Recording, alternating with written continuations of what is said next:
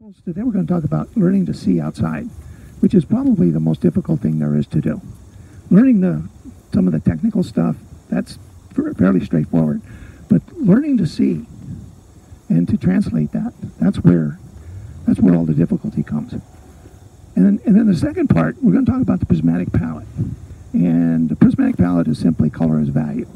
Let me show you this chart that I have here. This, as you can see on this color chart, this value chart, I do not have a white or a black. So already this 9-step value chart is compressed by these colors represent about, I think I did the math on this, about 82-83% of what the normal steps are. So we already have a compressed value scale. In the prismatic palette world, color is thought of as value.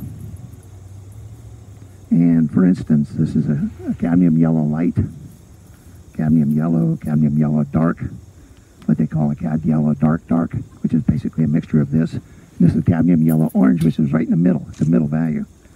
This is a cad red light, or a scarlet, medium, dark, and then alizarin crimson. So it gives you an idea. This is basically, and these kind of all correspond down here. We'll talk later about how to mix these greens, and but they basically follow the same premise here. And we'll go through this. But we're going to start out with, we're going to talk about what's in here. And to do this exercise, I've mixed up some, this is a 7 on the value scale. We're going to, when you look at the shadows outside, I don't know, how many of you are familiar with Carlson's theory of angles? It's basically, you know, the sky is the source of the light, that's the lightest. And then you've got the ground, which is flat, that receives the most light, so that's going to be the next value, that's going to be the second lightest. And then you've got the hills, which are going to receive a little less light than the flat, so it's going to be darker. And then the vertical uprights are going to be your darkest values. So, keeping that in mind, we're only going to paint the shadow shapes. So my vertical shadow shapes are going to come from a number 7 on the value scale. All right? So remember, you got your sunlight is going to be basically up through the middle value, and your shadows are going to run anywhere from all the way down here. And we're talking primarily about organic things like trees and grass and stuff like that. Buildings is different, but we won't get into that today. We're going to stay on this just to get this point across. So if you're looking at your vertical upright shadows, they're going to be around a 7 to start with. That's your starting point. If they're the shadows on the ground, the cast shadows are going to be a value less, or a 6.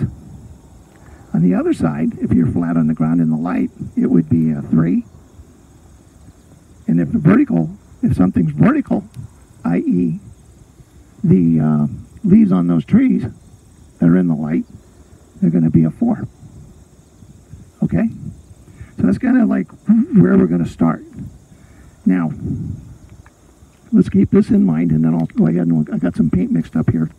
I just went ahead and I mixed up some sky paint too, but we're going to, as I paint, I'll talk about how we change everything prismatically once we get this first step done. So you can spend, one of the things that you have a problem with when you paint outside is how fast the light changes.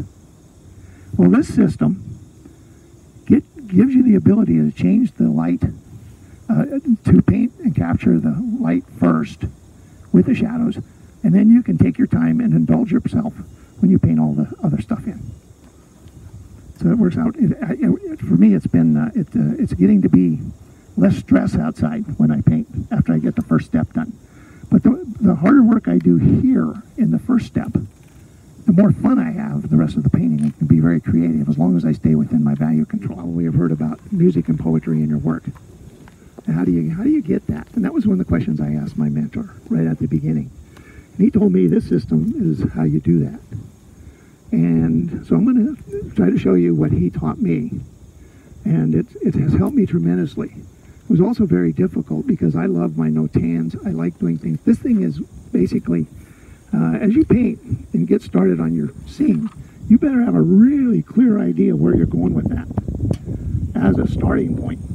One of the ways you can do that is with a no-tan, but This guy basically broke me of using no-tans, and I go directly into the paint. But I have a vision in my head when I start. Stupid question, what's no-tan?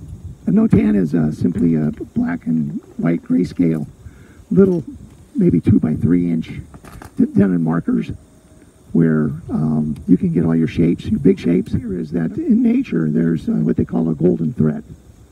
Everything that's organic is going to have, if you squint at that, there's the lines running through that. There's a rhythm to it. So we're going to look for that rhythmic shape that runs through that landscape, and that's what we're going to paint. And sometimes when you can't see it, one thing that I do that he taught me was when I start and I'm thinking, okay, I want to do this shape here. Well, I'm a music conductor now. And when I go out here, I'm looking at this scene. I'm going, okay, if I'm painting that, it's going to come down here. I start outlining these trees. As I'm doing that, I'm thinking about how this might work shape-wise. I've got a nice little V coming here. I got this nice line here. So I'm getting an idea of what that might look like, where I might place things on the canvas. But I'm basically looking at the rhythm of that. And if I squint, and most of the time you're squinting, I'm looking for the shapes of those shadows and how they're all connected.